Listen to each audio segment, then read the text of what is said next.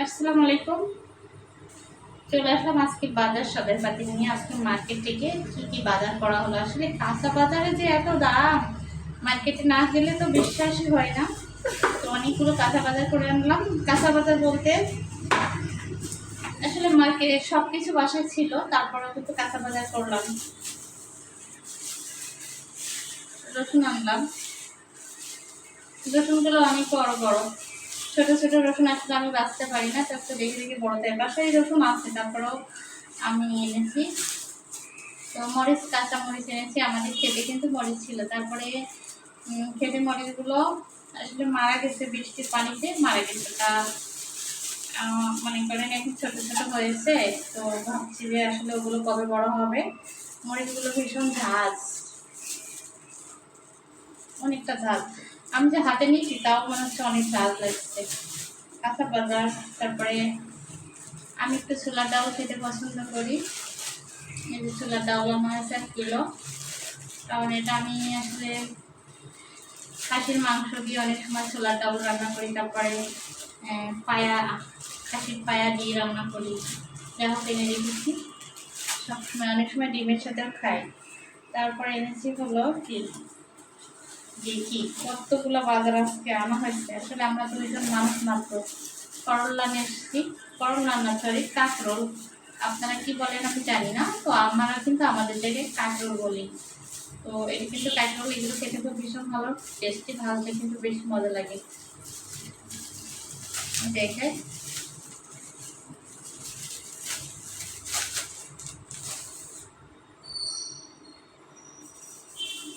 দেখতে ভীষণ ভালো লাগে, এগুলো দেখতে ভালো লাগে, খেতেও কিন্তু ভালো, টেস্টি।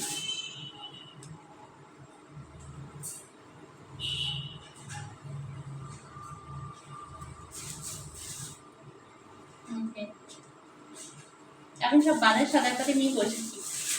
দেখি কি আনলাম বাজার থেকে। সবগুলো গোটা আসছে, আমার ভালো লাগছে, ছেলে পিলের মতো।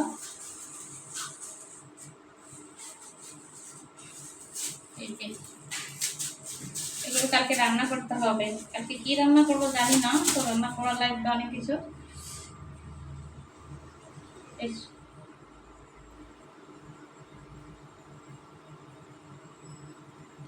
তো যাই হোক, আমি কিন্তু অনেক বাজার করে রেখেছি। আর এখানে কিন্তু আলু, আমি কিন্তু অনেক আলু কিনেছিলাম, প্রায় 65 কিলো আলু কিনেছিলাম। তো আসলে আলু যে নষ্ট হয়, এত নষ্ট হয় আমার জানা ছিল না। তো আসলে আলু খুব পচে গেছে, অনেক আলু পচে গেছে। আর প্লাস আমার মাদেরকে দিয়ে দিয়েছি, কারণ আমরা তো অল্প লোকজন খেতে পারি না। তো বাজার থেকে এখন কিন্তু আলু কিনছি। আসলে 4 কিলো আলু আনলাম। আমাদের আলু সবসময় লাগে। তো এটা শেষ হলে আবার আনবো, কারণ আর এগুলো করবো না যে বেশি করে কোনো কিছু খাবার কিনবো না। কারণ বেশি করে খাবার কিনলে আসলে আমাদের বাসায় নষ্ট হয়। কিন্তু আমাদের বাসায় এরকম লোকজন নাই, আমরা তো কম মানুষ, এই জন্য। তো আমি এগুলো সব কিছু আলাদা আলাদা করবো।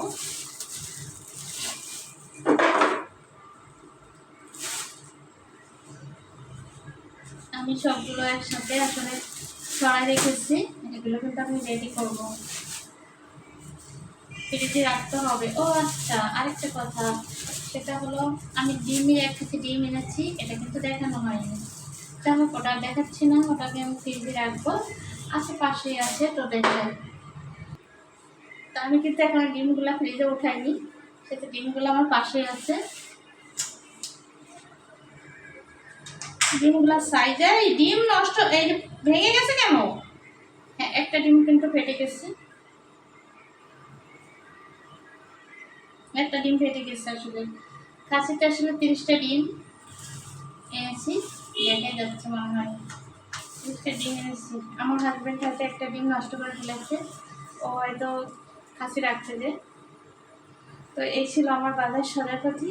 তো সবাইকে কিন্তু অনেক অনেক ভালোবাসা, শুভেচ্ছা রইল। আপনারা আমার ভিডিও বেশি বেশি দেখবেন এবং লাইক, শেয়ার, কমেন্ট করবেন। আর অবশ্যই আমি বড় ভিডিও দিই, রান্নার ভিডিও দিই, সব ভিডিও দেখার চেষ্টা করবেন। নেক্সট টাইমে আবারও বড় ভিডিও নিয়ে চলে আসবো আপনাদের সামনে। শর্ট ভিডিও অবশ্যই অনেক দেওয়া হয়। আমি এগুলো এখন ওঠাবো, অনেক কথা বলে ফেললাম। আমি এখন এগুলো ফ্রিজে ঢুকাই দেবো। তো আমি প্যাকেটের সাথে নিয়ে যাচ্ছি, আপনাদের দেখানোর উদ্দেশ্য অবশ্য বের করলাম। তো আমি এখন ফ্রিজে ঢুকাই দিব এগুলো।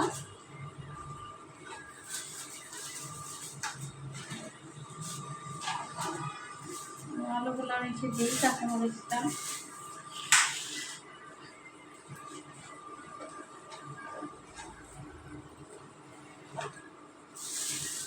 সবাই অবশ্যই ভিডিওগুলো একটু বেশি শেয়ার দিয়ে দিবেন।